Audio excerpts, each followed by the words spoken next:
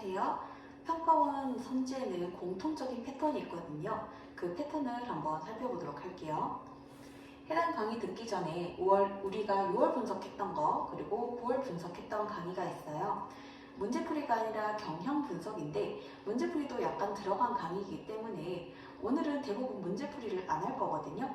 그래서 속도감이 있다고 느끼는 학생들이 많을 것 같아서 6월과 9월 경향 분석 인강으로 안 들은 학생들은 듣고요.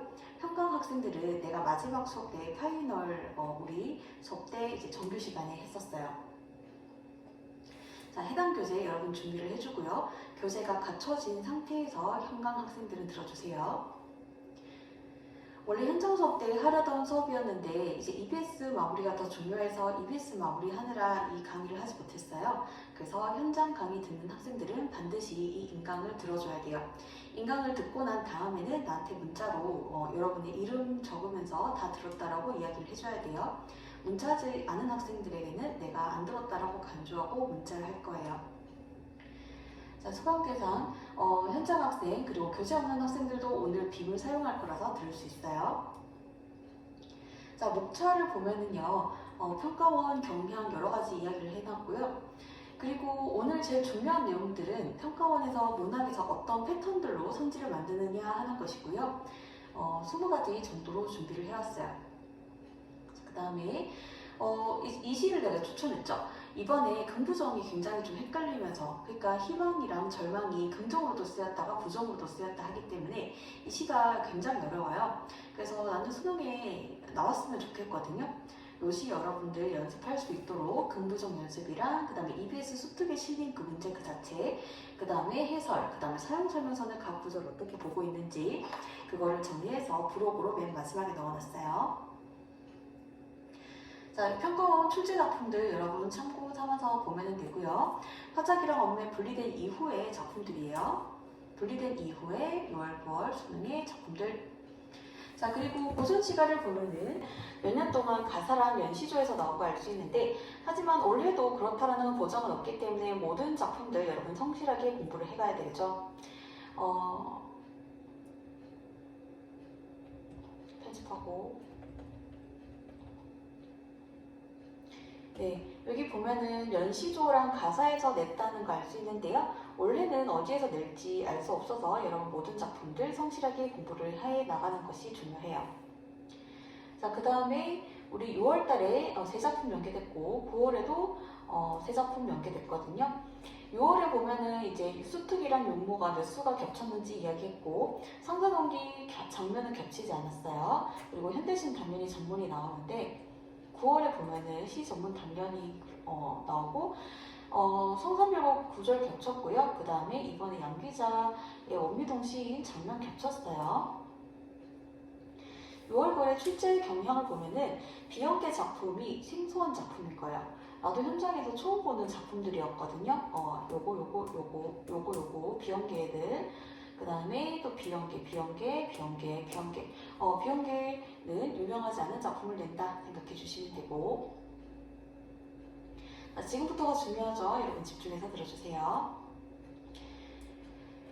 지문은 직역이고 선지는 의역했을 때 자, 그런 케이스들을 보면은요 흉금을 털고 말한다 라고 되어 있어요. 자, 지문에서는 흉금을 턴다라는 말을 쓰거든요. 가슴에 속에 들어있는 생각을 털어낼 수 있어요. 근데 선지에서 뭐라고 하냐면은 속내를 드러낸다 라고 의역하고 있죠. 자, 그 다음 그래서 지문은 직역, 선지는 의역이라는 거 알 수 있고요.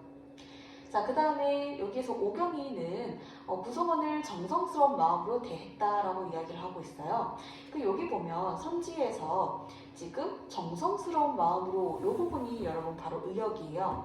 자, 그러면은 직역하면은 이런 거죠. 남편은 이렇게 대하고 시아버지 이렇게 대하고 윗사람 이렇게 대하고 직역하면은 되게 세부적이죠.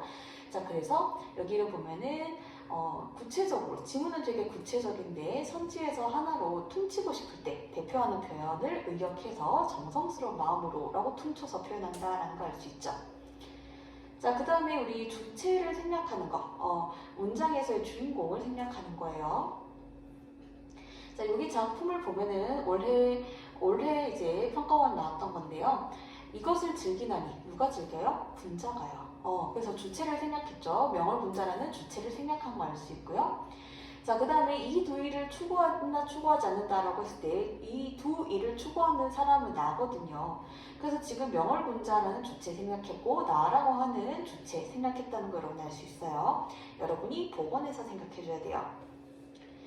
자, 그 다음에 주체를 왜곡한 케이스를 볼게요. 자, 여기 보면 예전 수능인데 결과적으로 봤을 때 영화롭게 만드는 거는 하늘이고요. 영화롭게 만드는 주체는 하늘이 아니라 인간이어야 한다. 이렇게 말을 해야 맞는 건데 여기에 지금 하늘이 들어가야 될 자리에 인간을 넣고 그 다음에 인간 들어갈 자리에 하늘을 넣었죠. 그쵸?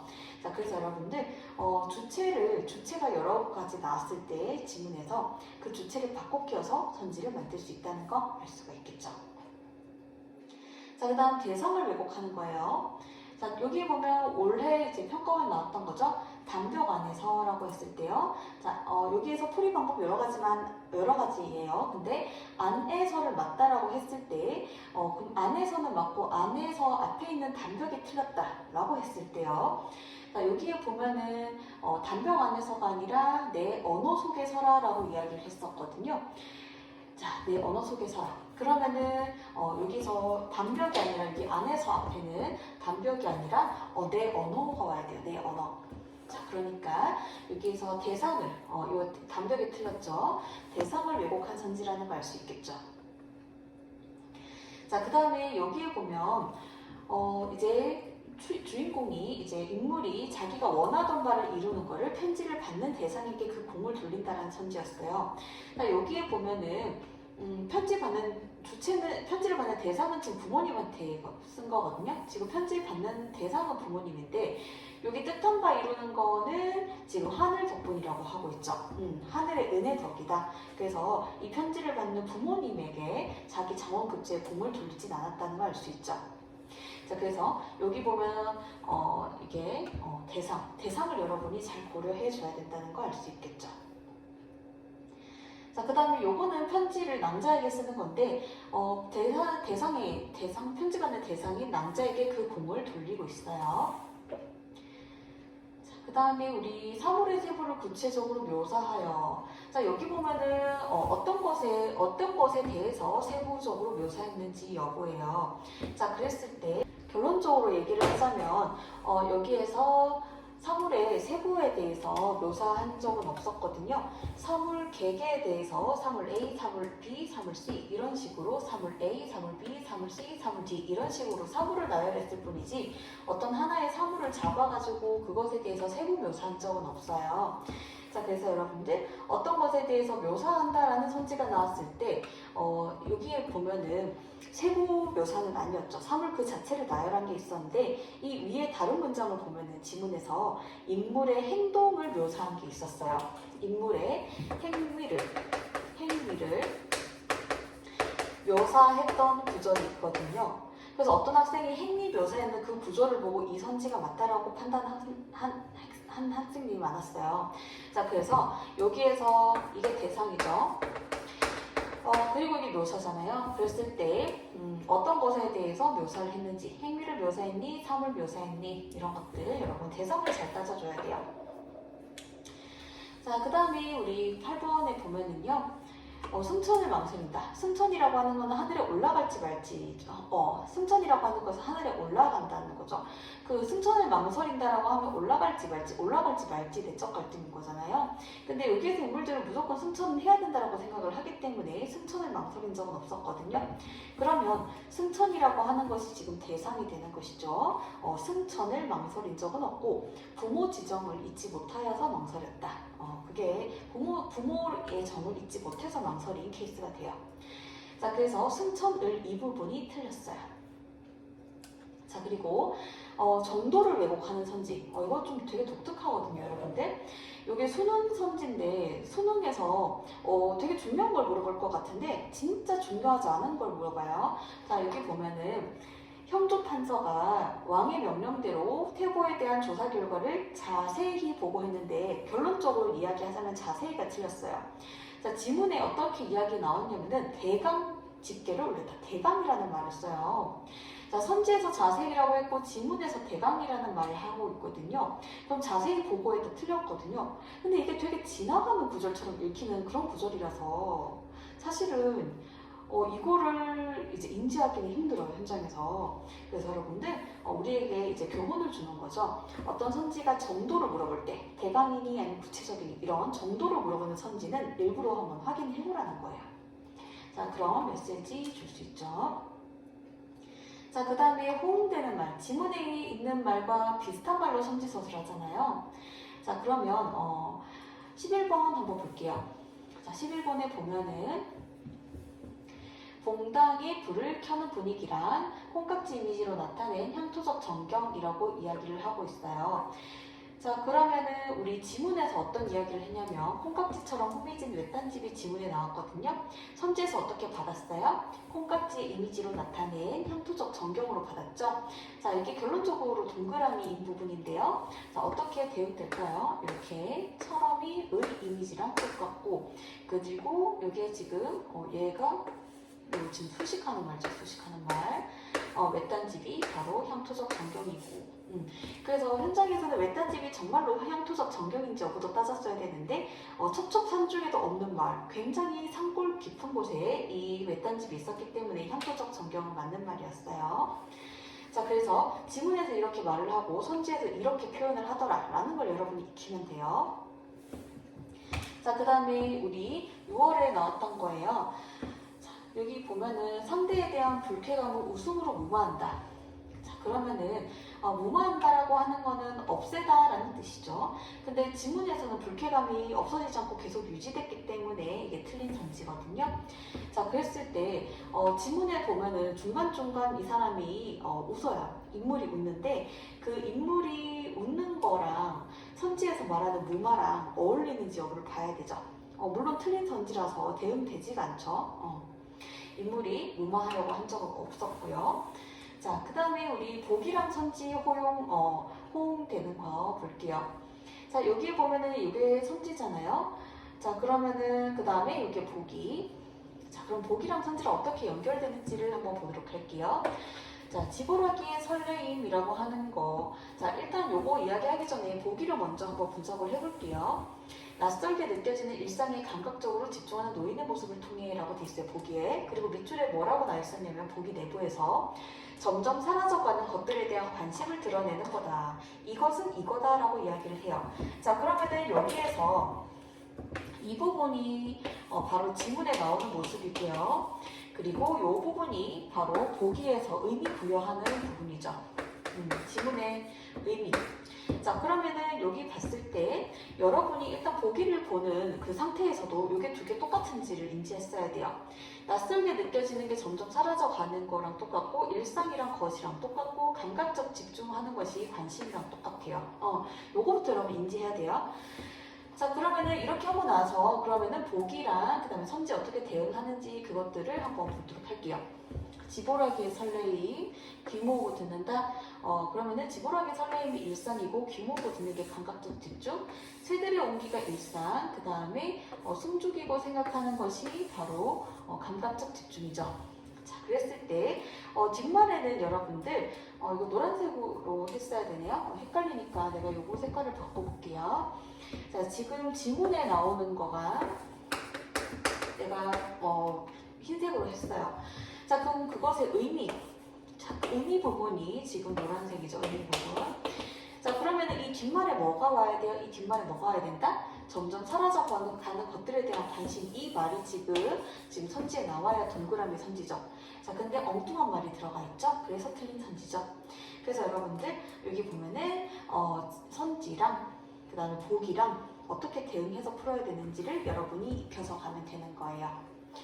자, 그래서 다시 한번 보기를 읽는 그 자체에서도 여러분이 보기 내부에서도 같은 것끼리 매칭해야 되는 게 첫 번째 해야 됐어야 될 행동이고, 두 번째로는 지문하고 보기를 연결해서 여러분이 항상 그 문제를 풀어냈어야 되는 것이죠. 자, 그리고 다시 한번 구조적으로 보여주자면 여기 흰색 분필로 표시한 것이 지문 내용, 그 다음에 노란색 부분이 의미라는 거 여러분이 알 수 있죠. 자, 그 다음에 또 보기랑 선지를 어떻게 호응을 해야 될지. 자, 최적전 이야기예요. 자, 여기 보면은 이런 말이 있거든요. 보기에 뭐 하나가 해결되면 다른 게 또 터진다.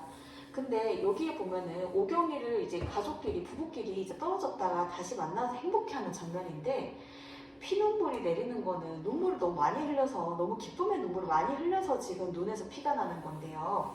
또 다른 문제? 이게 보기만 매칭하면 맞는 말 같거든요. 근데 지문까지 따졌을 때는 이게 틀린 말이죠. 또 다른 문제가 아니라 문제가 해결돼서 기뻐하는 그 자체죠. 그러니까 여러분들 보기 판단 원칙은 뭐냐면은 보기랑도 매칭되는지 봐야겠지만 최종적으로 제일 중요한 기준이 뭔지 알아요? 지문에 있는 거예요. 자, 지문에서 그것이 어떻게 쓰이는지가 중요해요. 현대시, 고전시가가 긍부정으로 쓰였는 건지 이런 것들 따져줘야 되고, 아니면은 여기서 인물이 눈물을 흘리는 게 맥락상 어떤 의미인지 따지듯이 제일 중요한 기준은 보기도 중요하지만 지문 내용으로 걸러질 수 있는 거예요. 그래서 이거를 대충 읽은 애들은 뭐 피눈물 그러니까 보기랑 매칭되고 그러니까 안 좋은 상황인가 보다 이렇게 생각을 할 수 있었어요. 자, 그 다음에 지문에 제시된 어려운 단어를 문제에서 물어보더라. 의리를 이욕에 뺏긴다. 이거 어렵잖아요? 의리, 이욕 몰라요. 하지만 이거를 문제에서 물어봐요. 또. 자, 그리고 그럴 땐 여러분 긍부정 해놓고 넘어가라고 이야기했었죠. 그 다음에 여기에 보면은 의분 같은 심열, 의분도 모르고 심열도 모르는 단어죠. 근데 그거에 대해서 물어보는 거예요. 그랬을 때 말을 나온 김에 간단하게 해볼게요. 의리를 이욕에 빼앗겨서 돌아오지 못해서 나는 후회했다. 자, 그러면은 여기에서 이욕은 부정적인 거가 되고 의리는 긍정적인 거가 되죠. 자, 그래서 됐고, 그 다음에 의분 같은 심열이 떠올라서 그 사람의 뺨을 때리고 싶었으니까 이때 심열이라고 하는 것은 화가 난 감정이구나. 그럼 그것을 수식하는 말도 부정적인 말이구나. 이렇게 긍부정하고 넘어가라는 뜻이에요. 자, 그 다음에 지문에 없는 내용으로 성질서술할 때가 있어요. 여기에 보면은 아내의 그림을 보니까 그림 색이 변하는 거 보니까 아내가 아프다라고 생각을 하는데 정기적인 부분이죠. 그림의 색이 바뀔 리 없잖아요. 자, 그래서 여기 부분에 보면은 다른 사람한테 아내가 아프다라는 소식을 들은 적이 없거든요. 자기 혼자 아내의 그림 보고 생각할 뿐이지. 그래서 건강에 문제가 있다는 소식, 이 소식이라고 하는 것이 지문에 전혀 없는 내용이죠. 그걸로 성질을 만들었다. 자, 그러면 호사라는 말 볼까요? 자, 이렇게 호사라는 말 어렵죠. 어려운데 또 성질에 이렇게 묻는 거예요, 계속. 자, 그러면은 현장에서 호사는 결과론적으로 이런 뜻이지만은 호사를 모르는 학생들은 이렇게 하면 돼요. 가난한 마을이지만 사람들로 하여금 이렇게 하는 경제적 기반. 그럼 여기에 대해서는 여러분들이 유예를 해놓고 이게 그게 그 대상이 바로 경제적 기반이 되는지 여부부터 여러분이 따져놓으면 되겠죠. 만약에 이 말을 다 이 부분은 유예를 하더라도 그 대상 자체가 경제적 기반이 아니면 여기서 확 걸러질 수가 있잖아요. 그쵸?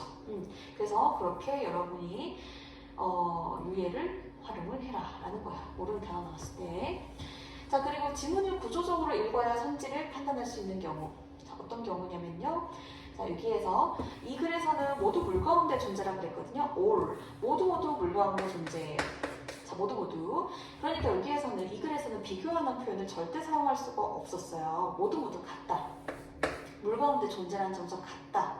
자, 근데 뭐뭐뭐보다 이쪽 상황보다 저쪽 상황에 가깝고 멀고 보다라는 표현, 즉 비교하는 표현을 사용할 수 없었다.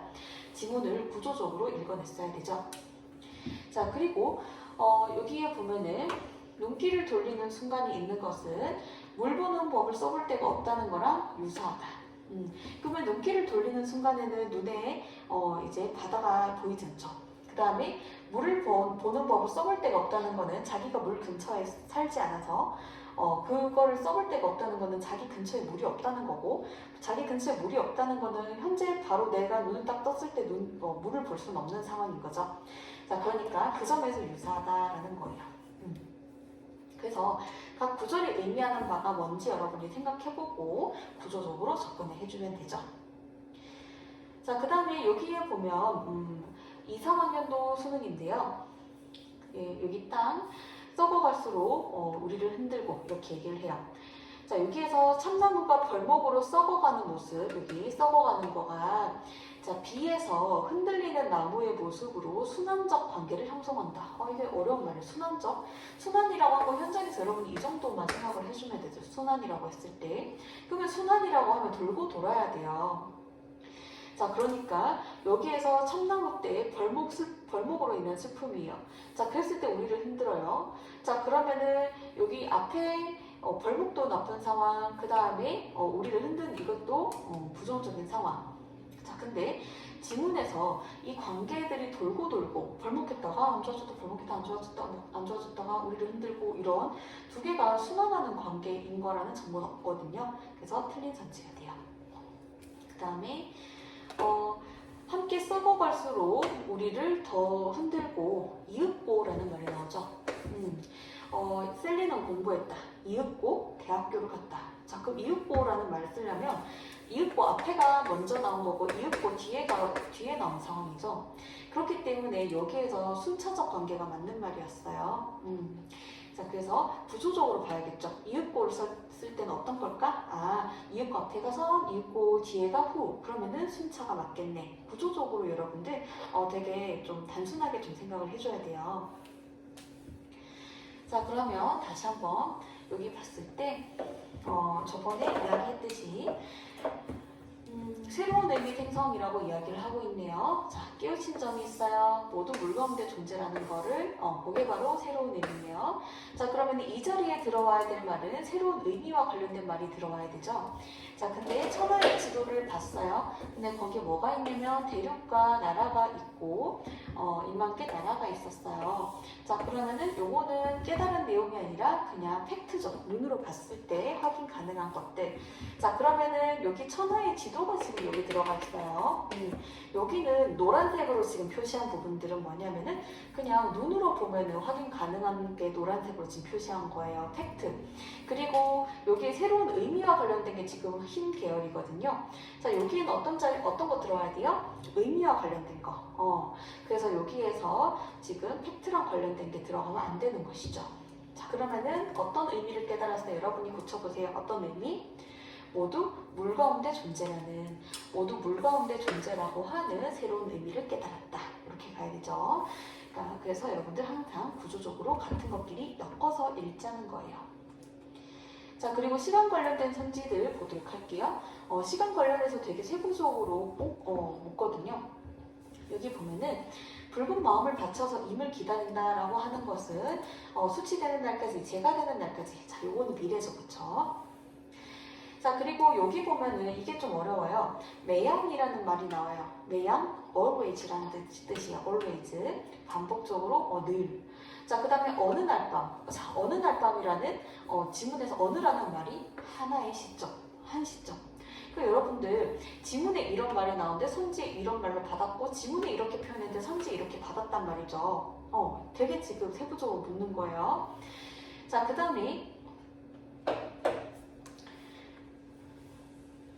여기에 보면은 결혼 전에 시에 대한 재능 알고 있었는지 여부를 봤을 때 결혼 전에 알고 있지 않았거든요. 자, 이게 시기를 왜곡했죠.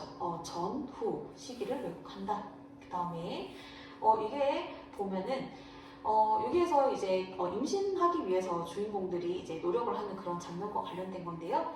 매월 이제 기도를 드려요. 임신하고 싶어서 매월 다음 해에 기도를 드리고 쭉 초하루 다음 해 초하루 여기 지금 오타가 났는데 다음 해에도라는 말이 나와요. 다음 해에도. 그러니까 다음 해에도 이 행위를 하더라. 그러면은 이 기도하는 행위는 계속 이어진다는 말 수 있겠죠. 그러니까 이어진 행위 이렇게 받는 거예요. 자, 그 다음에 여기에서 선지에서 여기 나오고 지문에 이렇게 나왔는데 행위가 완결된이라는 말을 써요. 선지에서. 그게 지문으로 쓰면 무슨 말이에요? 잉태라는 거. 잉태가 됐다는 뜻인 거예요. 행위가 완결된. 그러니까 여러분들 그 각 시점들이 나오죠. 잉태하기 전이 나오고 잉태한 후가 나오고 그런 지문에 나오는 여러 가지 그 순간들을 선지에서 그 행위가 이어졌었어. 완결됐어. 완결된 그 순간 그 자체야. 이런 어려운 말로 받는 거예요. 여러분들 그 시간 관계에 항상 조심하시고 2, 3학년 또 9월에서도 이제 시간 헷갈렸다라고 원미동심에서 학생들이 많이 이야기했었어요. 자, 그리고 우리 니은 디귿 보면은요, 이게 좀 애매하거든요. 시간 관련 선지기도 하고 유예했어야 되는 선지기도 해요. 자, 이거 보면은 니은이 잉태하기 전이고 디귿이 잉태했는 때거든요. 자, 근데 뭐라고 하냐면은 소망이라고 하는 것이 잉태잖아요. 임신이 실현되어 가는 과정에 포함되는. 과정이라 그러면은 사실 결과물을 포함시킬 수 없잖아요. 여러분이 지금 수능을 치러 가는 과정이지 수능을 치고 난 이후는 아니잖아요. 그러니까 과정인데 요거는 잉태 전은 과정에 포함이 되죠. 근데 잉태했는 거를 여기를 과정에 포함된다라고 한 게 지금 주장하죠, 선지가. 자, 그랬을 때 EBS는 어떻게 보냐면은 그래, 둘 다 과정에 포함된다라고 봐요. 근데 나는 이거는 결과를 과정에 포함하는 건 애매하다라고 생각해서 유예했었어요. 자, 그 다음에 요것도 보면은 지금 전후를 왜곡했거든요. 후라고 해야 맞는 상황이에요. 그래서 뭐 하기 전, 관찰하기 전, 관찰한 후, 아까도 결혼 전, 결혼 후 이렇게 나왔죠. 자, 그 다음에 장소 관련 선지를 보면은요, 여기에 지금 굵은 글씨 보면 1번부터 금부, 진도, 외관, 이화촌, 그 다음에 과천, 진도, 심상공고 이렇게 장소가 여러 군데 나와요. 지금 9개 나왔죠. 9개에 대해서 다 물어봐요. 그러니까 여러분이 장소 나타나는 그 장소 명칭에다가 네모해놓고 장소에서 무슨 일이 있었는지 대략 간단하게 줄 쳐놔야 빠르게 확인할 수 있어요. 지문 읽을 당시에. 자, 여기 보면은 박태고의 아버지가 박태고를 데리고 오면서 각 장소를 이제 이동해서 오거든요. 아들이 유배 갔다가 사망했기 때문에. 그러면 각 장소마다 서로 다른 장례의식을 치러요. 근데 그걸 물어봐요. A 장소에서 어떤 장례의식 치렀니? B 장소에서 어떤 장례의식 치렀니를 정확하게 구별해야 판단할 수 있도록 선지 만들었거든요. 자, 여기 보면은 집에서 초종례를 치렀니? 이거 물어봐요. 그러니까 여러분이 이거를 자세히 확인을 해줘야 돼요. 각 장소에서 무슨 일이 있었는지. 사실 중요한 게 아니잖아요. 중요한 게 아닌데 그 무슨 일이 치렀는지가 중요하지가 않죠. 그냥 물어본다는 거예요. 자꾸 중요하지 않는 거 물어보죠. 지금 대강 작성했는지, 초종례를 지냈는지 중요하지 않잖아요. 방향과 관련된 거, 단벽 안에서 속에서 안인지 속인지 밖인지 이런 것들 물어본다는 거예요. 자, 그 다음에 우리 건조하게 판단해야 되는 거, 요거 여러분 좀 조심하셔야 돼요. 임천이 좋고 이건 자연 즐기는 거죠. 이거는 이제 효를 다하는 거죠. 서로 다른 태도다라고 하고 있죠. 자, 요거랑 요거는 서로 다른 태도, 동그라미 선지였어요. 자, 그래서 저번에 이야기했듯이 다른 태도. 하나는 자연 즐기고 하나 부모님 모시는 거니까 그거를 카메라 촬영하면 서로 다른 장면이 맞잖아요. 요거 여러분 기억하세요. 긍정과 긍정 중에서도 이미지가 다르면은 서로 다른 장면이 찍히면 다른 거죠. 부정에서도 이미지가 다르면 다른 거고, 긍교정 당연히 다른 거죠. 자, 여러분 요거 잘 기억했죠? 바로 다음 문제 볼까요? 자, 여기 보면은 맥락상 창문을 막아버린 상황이 부정이거든요. 그리고 지금 살고 있는 집은 내가 좋아해요. 자, 그랬을 때 하나는 부정, 하나는 긍정이니까 얘가 서로 다른, 요거는 긍부정의 다른이죠, 여러분들. 아까 이야기했던 케이스 중에서 긍부정의 다른으로 쓰인 거예요. 자, 긍부정의 다른에 대해서는 학생들이 이견 없죠? 근데 아까 뭐가 더 어려운 거예요? 지금 난이도로 치면은 긍정 내부에서 지금 다르다라는 선지가 맞아떨어진 거. 그러면 어떤 선지 나올 수도 있겠어요, 수능에? 부정인데 다른 것도 나올 수 있겠죠. 그 생각을 해주시고. 자, 그 다음에 우리 35번에 봤을 때, 여기 보면은 체면이라는 말 때문에 학생들이 헷갈렸었어요. 지문에서 맥락상 체면은 긍정이었거든요. 그래서 체면을 지킨다 그러면 당연히 긍정이고요. 체면을 지키기 어렵다 그러면 부정으로 쓰였어요. 지문 내부에서. 자, 그래서 지문에서는 체면을 지켜야 될 대상이거든요. 그래서 체면을 오히려 못 지키니까 부정적 상황에 처해 있었거든요. 근데 애들이 체면은 무조건 나쁘다 이렇게 생각하는 학생이 많았어요. 너 체면 좀 그만 차려 이렇게 하는, 우리가 평상시 말을 많이 하니까 체면 자체가 부정적 단어라고 생각하는데, 체면이라고 하는 것은 남을 대하기에 떳떳한 돌이나 얼굴, 그런 뜻이에요. 그러니까 여러분들 항상 맥락에서 그 글 속에서 그 단어가 어떻게 쓰이니, 긍정으로 쓰이니 부정으로 쓰이니를 보셔야 돼요. 헷갈릴 수 있는 문학이론. 자, 여기 보면은 지금 서술자가 다르다 이런 말을 하고 있는데요. 여기 보면은 어머니랑 지금 내가 지금 이야기를 하고 있거든요. 그래서 맥락상 여기에서 누가 이야기를 하는지 여러분이 판단을 해야 요 선지를 정확하게 판단할 수 있어요. 자, EBS 해설 보면은 서술자가 다르지 않다. 말하는 사람이랑. 그래서 이거 복잡하게 생각할 필요 없이 그 장면에서 누가 등장하니, 누가 대사를 하니 이런 것들로 여러분 판단해 주세요. 자, 그 다음에 계절감이 드러난 소재 이런 선지가 지금 틀렸다라고 되어 있는데 여기 보면은 뻐꾸기는 봄의 계절이 드러난 소재로 볼 수 있다. 이렇게 EBS 해설이에요. 뻐꾸기는 뭐? 봄이라는 계절, 따뜻한 계절. 학생들이 현장에서 사실은 뻐꾸기라는 구절은 지문에서 봤겠지만은 그게 봄을 나타낼까에 대해서는 이거는 좀 배경지식 부분이라서 그걸 모르는 학생들은 유의하면 되고요. 만약에 내가 그게 뻐꾸기가 계절감인지 느낌이 안 오면 어떻게 해야 돼요?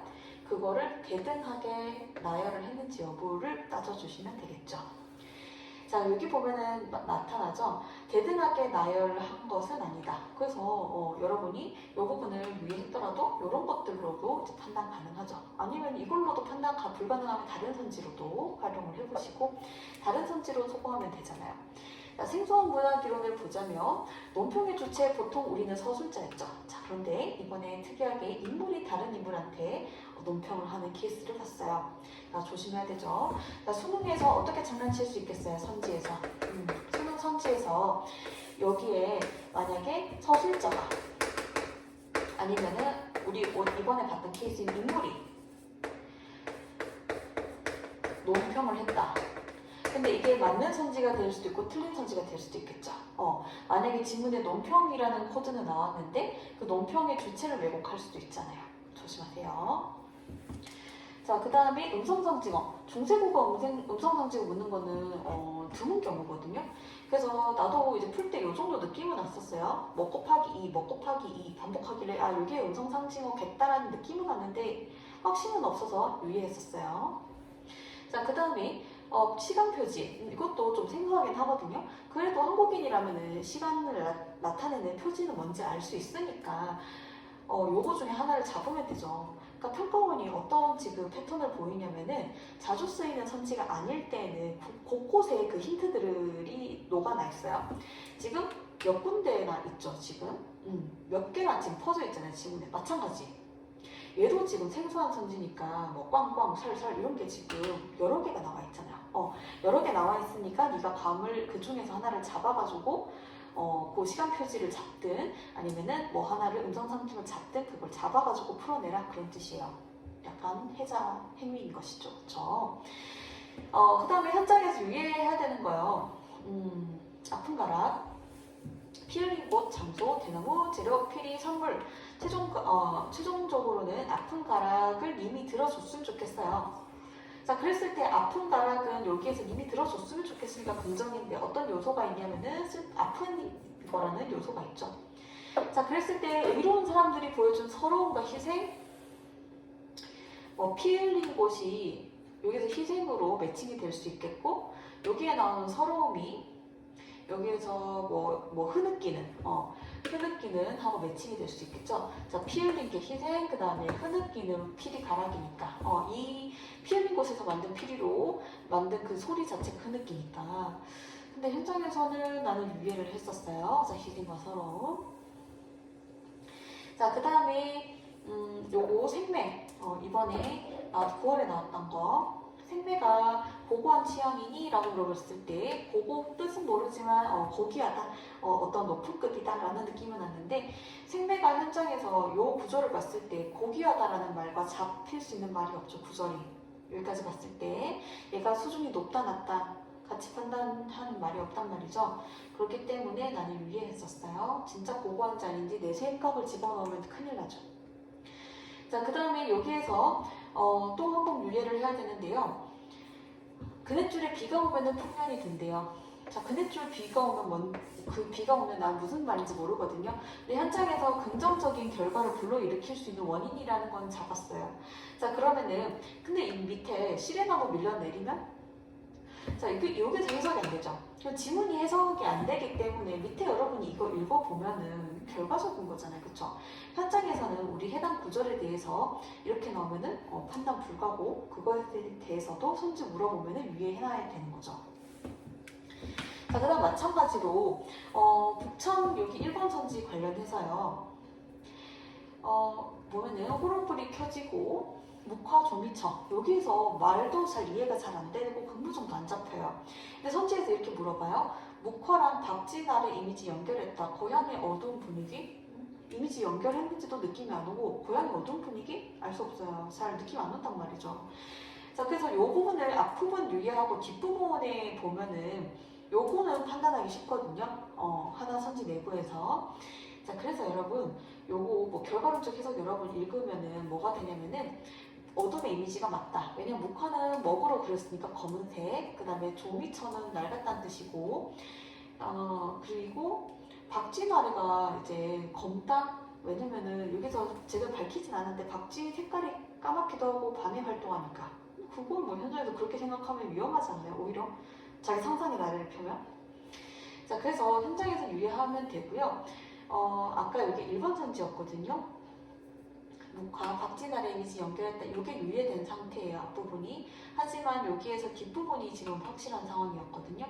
자, 그럼 1번 선지가 앞에가 가와 관련해서 유예고 뒤에는 확실하게 동그라미 뜬 상태였거든요. 그리고 지금 가일고 가풀고 나일고 나풀 때 유예가 3개가 떴었고 요거 확실하고 확실했었어요. 자, 그리고 나에서는 확실하죠. 그래서 답이 최종적으로는 요게 되는 것이죠. 여기에서 여기 확실한 애들, 이런 애들 덕분에 뭔가 X가 확실한 이런 상황들. 자, 그러면 여러분들 무슨 말이냐면요. 평가원이 선지를 낼 때 어떻게 내요? 어려운 시, 유예가 뜨는 그런 선지 반틈. 그리고 그게 유예가 다 뜨면 애들이 판단이 어려우니까 확실한 선지를 또 준다. 뒷부분은 또 확실하게 줄 수도 있다. 이렇게 생각을 해주면 돼요. 그러니까 유예와 확실의 콜라보가 이루어져 있다 생각을 해주시면 되죠. 자, 그래서 47번에 보면은 요것도 보면은 임금이 박태보를 가둬 넣어라 라고 해서 이제 가둬졌거든요. 그래서 권위실현 공간이라고 했었을 때 내가 맞다라고 생각했어요. 박태보를 가두려고 얻어내려고 진짜 갇혔으니까. 근데 EBS에서 나중에 보니까 권위실현 아니다. 확정적 해석을 했는데요. 박태보가 갇힌 건 맞아. 근데 여전히 중전을 데리고 와야 된다라고 하는 뜻을 굽히고 있지 않고 주변 사람들이 다 박태보를 지지를 하니까 최종적으로 결과가 권위 실현은 아니야. 정신적으로는. 이거 확장된 해석이잖아요. 그러니까 현장에서는 나처럼 동그라미야 라고 생각했던 학생이 있겠고 앞부분에 대해서. 자, 그 다음에 뭐 EBS처럼 X라고 할 수도 있고 어떤 학생은 이렇게도 볼 수 있고 저렇게도 볼 수 있지 않을까? 셀리처럼 볼 수도 있고 EBS처럼 볼 수도 있다고 생각을 해서 뭐 걔는 세모가 띄었을 수도 있는데 나머지 선지가 깔끔하죠. 깔끔해. 이렇게도 여러분들 걸러질 수 있어요. 무슨 말이냐면 현장에서 여러분들이 해석 갈렸을지는 몰랐을 것 같아요. 권위 실현이라고 많이 생각했을 것 같거든요. 현장에서. 근데 무슨 말이냐면 이게 사실은 그러면 내 해석과 EBS 해석이 지금 갈린 거잖아요. 그러면은 이거에 대해서 이런 해석도 되고 저런 해석도 되지 않아요? 라고 누가 평가원한테 질문을 올리면 평가원은 피해갈 수 있어요. 문제 오류가 아니에요. 왜요? 1번 선지의 뒷부분이 확실하게 틀렸죠. 그렇기 때문에 이거는 문제 오류가 아닌 거예요. 자, 평가원은 어떻게 피해가요? 애매할 수 있는 선지, 결과적으로 봤을 때 애매할 수 있는 선지도 확실한 선지로 피해간다는 거. 논란에 피해갈 수 있어요. 자, 그 다음에 넌출이라는 말이 나오거든요. 그러면은 넌출은 이런 거야 라고 했을 때요. 넌출의 의미 모르잖아요. 근데 여기에서 이게 넌출의 의미를 모를 때 여러분들 수식하는 말을 봤을 때 덤불을 이룬다. 덤불도 약간 뭉쳐있는 그 느낌 정도는 오죠. 그래서 덤불 가지고 여러분이 선지를 봤을 때 덤불이라는 거가 어우러진 거랑 이미지가 비슷해서 어울릴 것 같다는 느낌 정도인데 확신 없어서 나는 유의했었어요. 자, 넌출 의미 여러분들 결과론적으로 보시고, 자, 지문의 장소 여러 개 나오잖아요. 그럼 각 장소에서 뭐 했는지 세부적으로 물어봐요. 아까 박태부 아버지가 아들 데리고 오면서 각 장소에서 무슨 장례의식 치렀는지. 자, 그러면 윗그릇 공간에 대한 거 아까 9개 공간 나왔던 거 이해했었고, 자, 그 다음에 아까 이야기했었죠? 그 공간에서 뭐 하는지까지 세부적으로 묻더라라는 거. 자, 그리고 고전 산문에서 인물 제시하는 방법이 9월에서 애들이 인물 파악이 어려웠던 게 3대가 한꺼번에 쏟아져 나와서 가정소설 같은 경우 3대가 한꺼번에 쏟아져 나오면 어려울 수 있다. 지금 3대라서 그렇지 사실 뭐 이모, 삼촌, 고모 다 나오면 더 힘들죠.